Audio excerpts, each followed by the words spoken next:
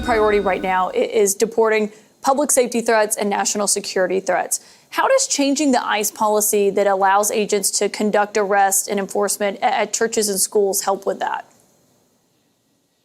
There's no safe haven for public safety threats and national security threats. People say, well, were you really going to a high school? Well, people need to look at the MS-13 members and Agua members who entered this country, a majority between the ages of 15 and 17.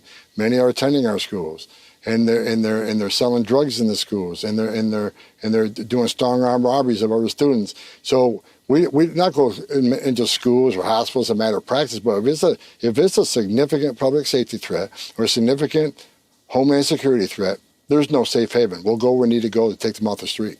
But you obviously are someone, you've been working on the border for years, sir. I mean, you got an award from President Obama, for people who don't know watching, and you also, have worked through these administrations. This was the policy that's been in place, I believe, since 2011, and it wasn't changed before. I mean, do you have any reason to believe that elementary schools or churches are harboring, these violent immigrants who are here illegally?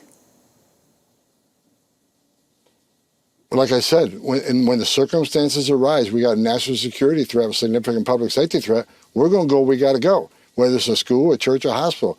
The national security is important. And look, name another law enforcement agency. Does the FBI have those requirements? No. Does DA have those requirements? No.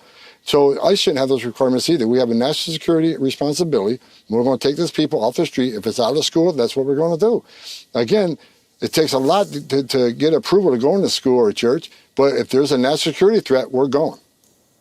What does it take? What is the standard, I guess, to go into an elementary school? Because what we had heard from immigration advocates is that this is going to provide a chilling effect to parents in the school drop-off line or something of that matter. It shouldn't be a chilling effect unless their child is a terrorist or a public safety threat. If they are a public safety threat, national security threat, they should be chilled. They should be afraid because we're looking for them. Well, if their parent is here and they're an undocumented immigrant, I think was more of the argument that they were making. They're not off the table either. I mean, if they're in the country illegally, they got a problem. I mean, it's not okay. Look, it's not okay to enter this country illegally. It's a crime, and that's the way it's supposed to be. I wouldn't feel comfortable if I'm in Switzerland illegally. So we're going to enforce laws in this country. So, the schools and the churches and central location was a policy only for ICE, only for immigration, right? But national security threats and public safety threats have no safe haven in this country, and we'll go where we got to go.